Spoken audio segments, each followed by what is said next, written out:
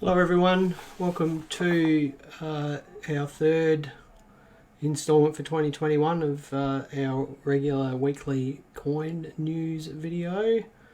So this week in the shop we've been pretty busy without being stupidly busy. We've managed to get quite a few things listed up on our website today and yesterday, which is always good. Nothing really too interesting that's come in buying wise.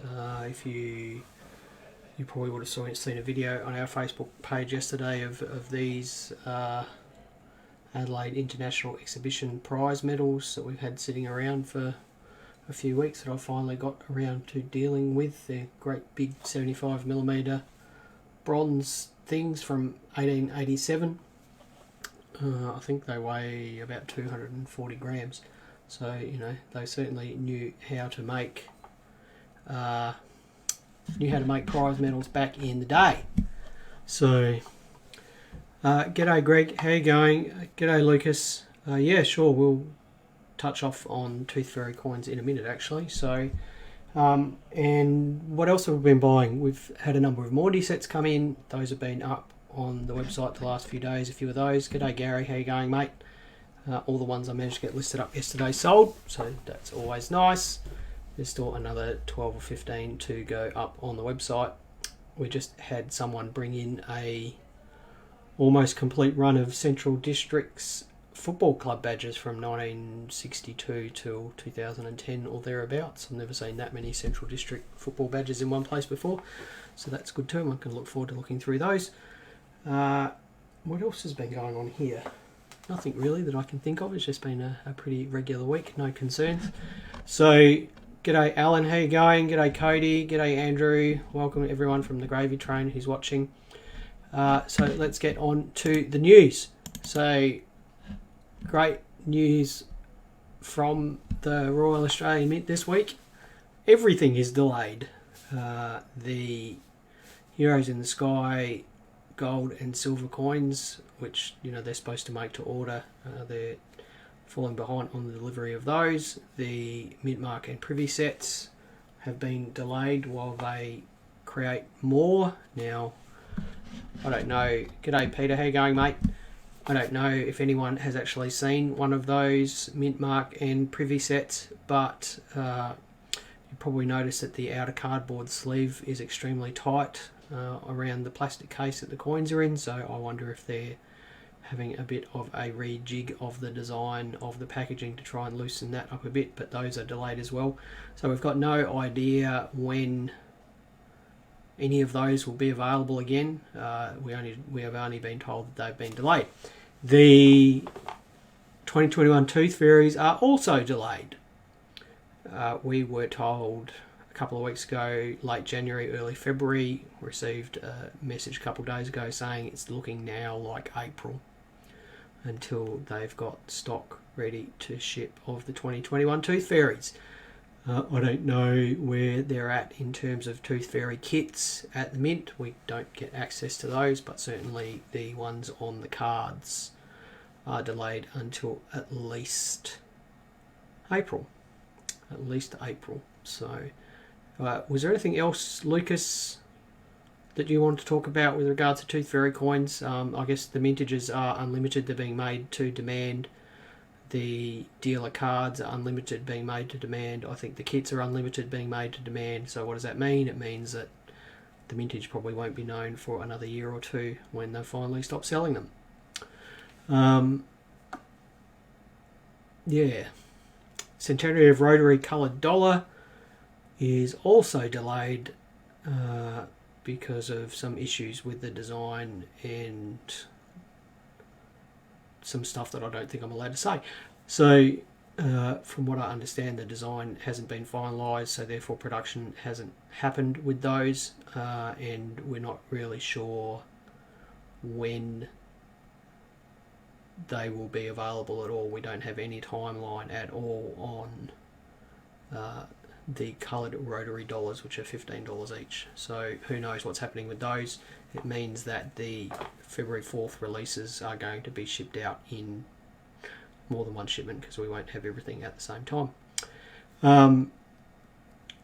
Right, so we've got 2 questions here. We'll just go back to the camera only view. Now, Lucas, do you think the 2020 50 cent will be low mintage? I have no idea, and neither does anyone else. The mint only confirms mintages when they release their annual reports, and the mintages don't necessarily have anything to do with production numbers. It's got to do with the coin that is actually shipped out. So no one knows whether the 2020 50 cent will be a low mintage or not, and anyone who says they do is purely speculating. So, you know, that's the only honest answer that anyone can give you about the 2020 50 cent mintage. And Trent is asking, what's the go with all the 2019 JC 50 cents turning up last week? Is the change in the mintage figures or old stock from the mint? Again, Trent, mintages are confirmed by annual reports, and often the mintage of a particular year will span 3 different annual reports. What does that mean? It means that the mint has issued those coins into circulation across a span of 3 years. Anyone who, I would have thought that thinking that the actual mintage of the 2019 JC was really $70,000 was naive, because 70,000 is barely even one pair of dies. Okay, it's not even one die run. So, you know, what does that mean? It means that there's a really good chance that they made a lot more than 70,000, and they were sitting in their distribution centre waiting to be sent out to coin distributors. Now, the number of JC 50 cent pieces I've seen on Facebook in the last week makes me think that, you know, the mintage is way more than 70,000. I saw a jumbo bag the other day. You know, the idea that one person has 1% of the mintage basically in a jumbo bag is just makes the idea of a 70,000 mintage kind of ridiculous. So, you know, you don't know, and no one knows, probably for at least 2 more annual reports, what the mintage of the 2019 JC 50 cent piece is going to be. So don't buy on... If you want to buy and speculate, good luck to you, but don't believe anyone who says the mintage is 70,000, because it almost certainly isn't. Is there a train-themed 50 cent this year? Now, that's a really good question, Peter. I don't remember seeing one in the calendar. But I will look at it again at the end of this video, mate, and just send you a message and let you know whether I see one in there or not. Okay, so I'm not allowed to say what it is or how much it is, but I can tell you that. I can at least tell you whether there is one available or not. The purple penny phone shouldn't be in here with me. It should be out there with Catherine. So that's it for coin news. Yeah, that's all right, Trent. There's a lot of misinformation around on Facebook with mintages and people with ulterior motives who perhaps are happy to mislead buyers about mintages and so on and so forth. But, you know, we've been doing this for a really long time now, and every year there's always speculation about mintages and people pumping up prices and people left with burnt fingers. So, you know, don't believe the hype, which is something you should hear me say a lot on these videos. Right. Anyone else have any questions? That's fantastic. I really love the questions. I enjoy these videos much more when people ask me questions. If you've got any more, please feel free to ask them. So let's have a look at errors. So I'm going to have a look at another error type this week, or whatever you want to call it. And the reason why I'm looking at this is because they are something that they're very affordable, and if you look around... Yes, Peter Andrews is 100% right there. The only way you can't lose with speculating on mintages is if you get them from the bank at face value.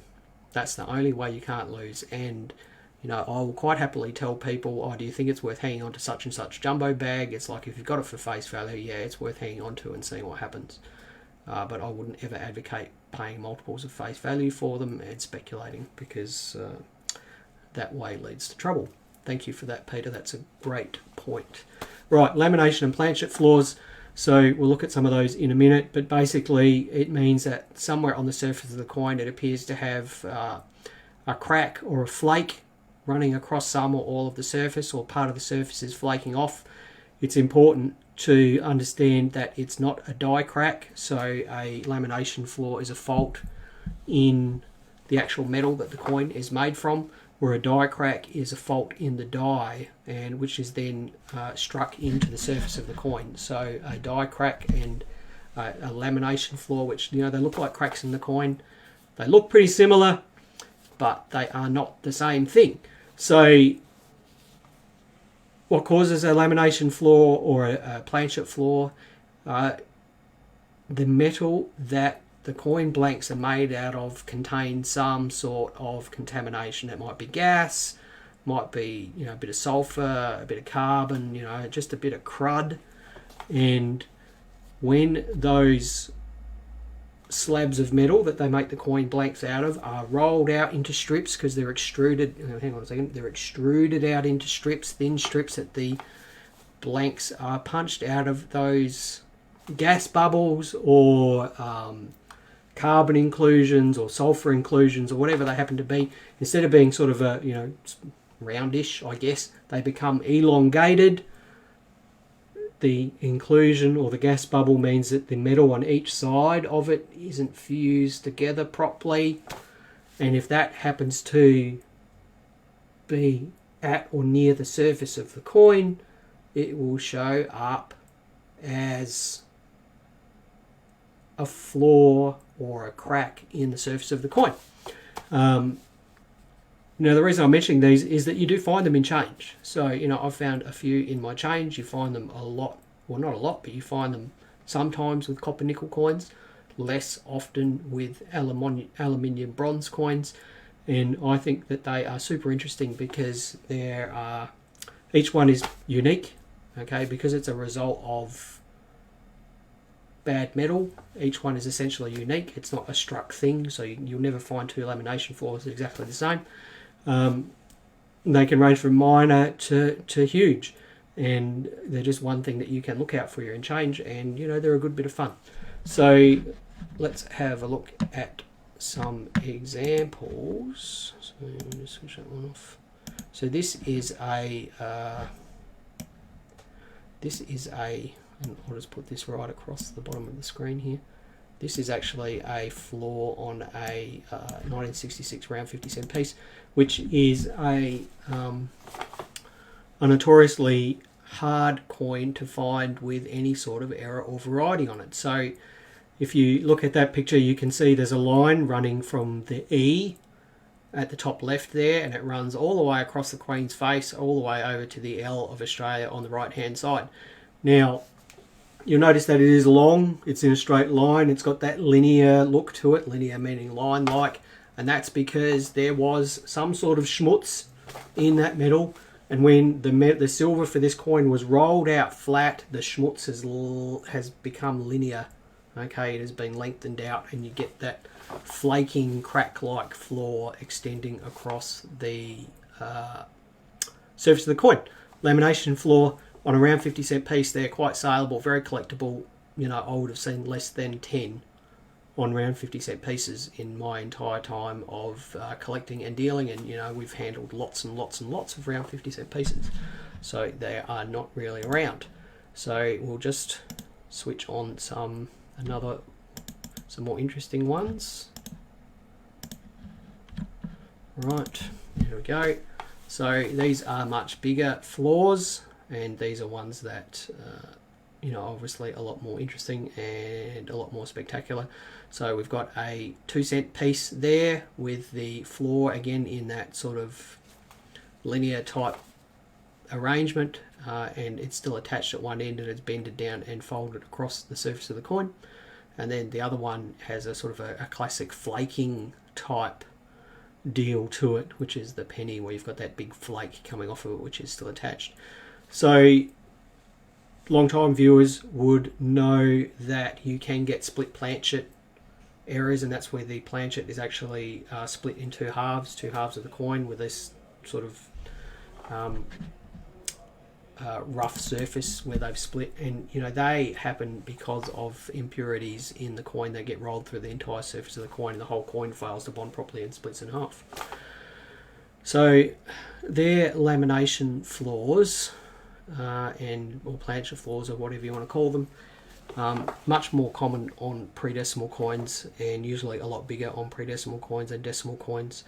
But as I said, you can find them on decimal coins across all denominations if you look hard enough. So yeah, that is a cool 2 cent Peter. That's probably my favourite, apart from maybe a Perth halfpenny that we had once, which was rainbow and had a big detached floor on it that was still attached.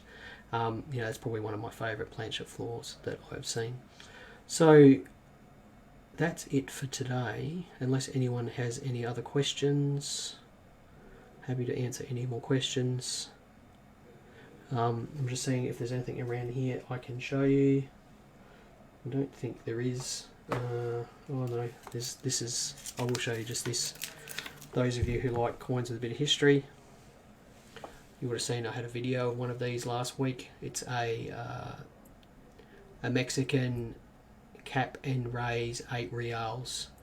So these are silver crown sized coins, 90% silver, about 27 grams. So you know, if you've watched these videos before, you've heard me mention that silver crowns are all about the same size, and that's because they all sort of originated from European dollars, which are all about 27 grams, and then we went from European dollars to Spanish and Portuguese crown size silver coins, which then merged into English crown size coins, and Australian and Mexican and all over the world, and they're all about 27 grams. They've all got about 3/4 of an ounce of silver in them. This is an 1882 cap and raise 8 reals from Mexico, struck in Zacatecas, which is a small province at the north of Mexico that's got about 200,000 people on it. And the back there we've got the eagle clutching the snake between its jaws on a cactus. So one of my favourite coin designs, can be quite affordable and can be got in mint state in the later years, because these were minted from about 1834 till 1901 or 1902. In the late years can be quite affordable in mint state. Really nice coin. So there we go. That's it for this week. Got to round up. I can hear Catherine out there being busy. Lucas, we are in Adelaide. Oh, hello, Michael. Didn't notice you there. Lucas, we're in Adelaide, in Mawson Lakes in Adelaide. If you've got any questions, you're always welcome to give us a call or send us a Facebook message.